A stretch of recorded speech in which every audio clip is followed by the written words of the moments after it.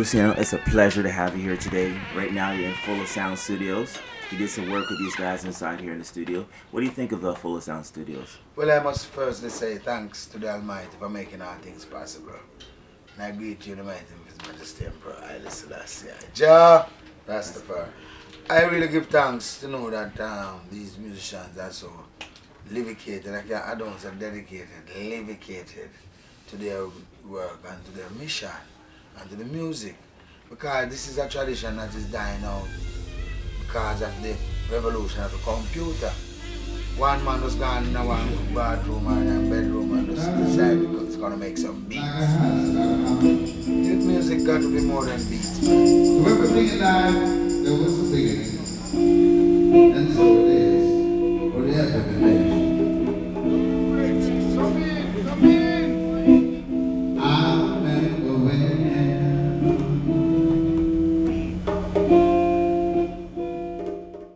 We need, it's a family situation, and as King Errol Brown said, if you're not in harmony, you can't sing good harmonies. So if you're not living in harmony, you can't make bands and all them things, a choir and all that. We need this thing. This is what children love to hear. They love to hear singing good music, not just some beats. You know, children grow with this kind of energy.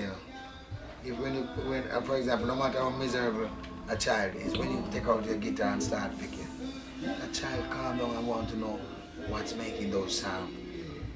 You know, come and pick on the strings and so on. So these are the signs you study and know that music is powerful. You know, so when I work with these brothers from Full of Studio, Full of Band, I feel great to know that these youngsters and great musicians are still sticking to the faith and holding the tradition.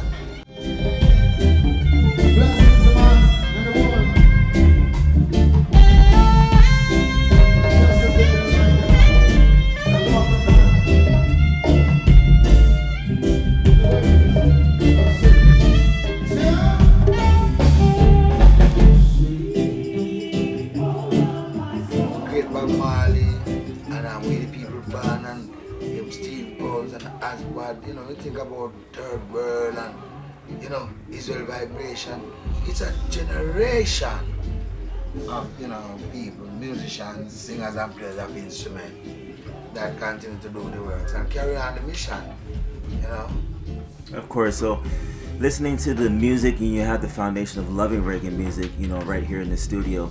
And we're so happy in the studio to have your presence here. We had a chance to actually see you at the Cool House in Toronto, and you had a message for us. You delivered to us, and the fans embraced it, and we love what you brought to us, right? At the same time, bringing that message, right? We're trying to figure out when you come in the studio to do something, are you trying to put off just reggae music as an umbrella, or are you trying to put off something whereas for everybody else to listen to? Because a lot of things I've noticed, like the dancehall music is kind of popped on the scene, and it's right there. Will Luciano be in this studio doing dancehall music?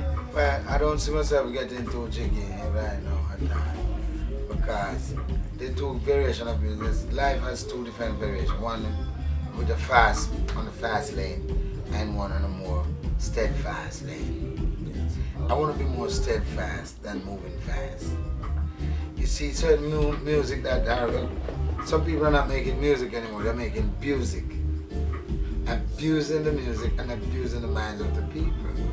So there's a difference now. There's some nice variation of dancehall beats, that they help, but these music kind of more conducive to pelvic movements and all that thing,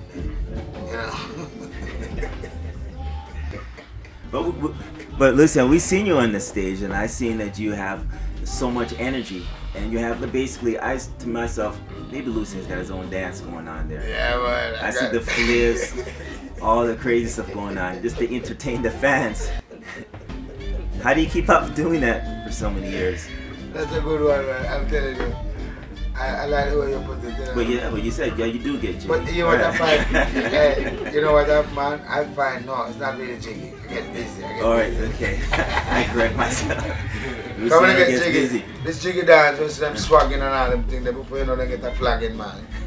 You know, I do more like, I like when you say dub wise and flash my locks and kick, you know. And you know, I like them things, the more kind of revolutionary kind of dancing. More than some man flossing, you know. That's some man talk about dance on the front. That kind of thing. I joke thing, I must say, fly the plane. A big man like me now can fly the plane at them time. You want to crash the plane. I'm going to land the plane, I know. You know? You have to come the right way and say, land the plane, land the plane. Because you can't fly in a year and get run out of gasoline. You have to land, man.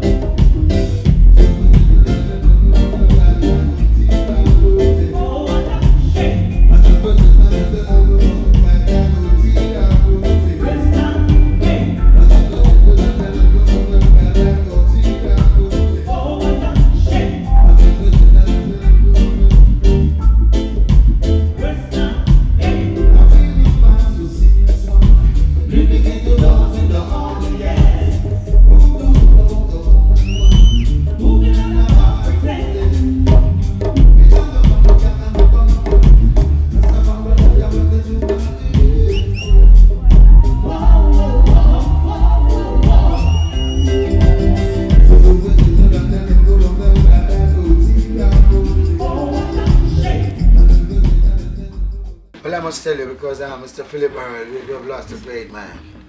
He moved on, you know, but his works and his music continue to live on. When I met Patty, what really impressed me mostly about Mr. Burren is that he really dedicated his life to his music. You know, his life was about music.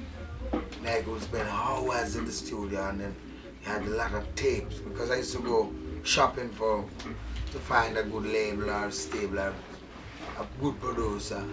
One producer made me wait for about 3 days straight to get a rhythm, you know.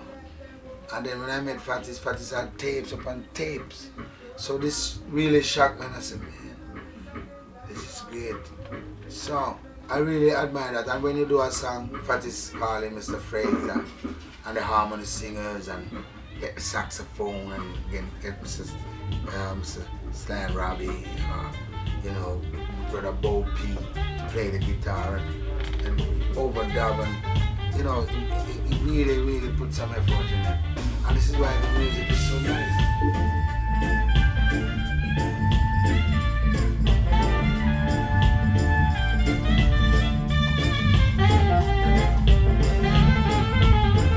So we need to have that kind of dedication to the music.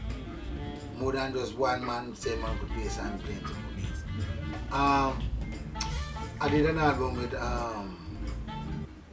Ireland, Jamaica. There was a debut album, Where There's Life.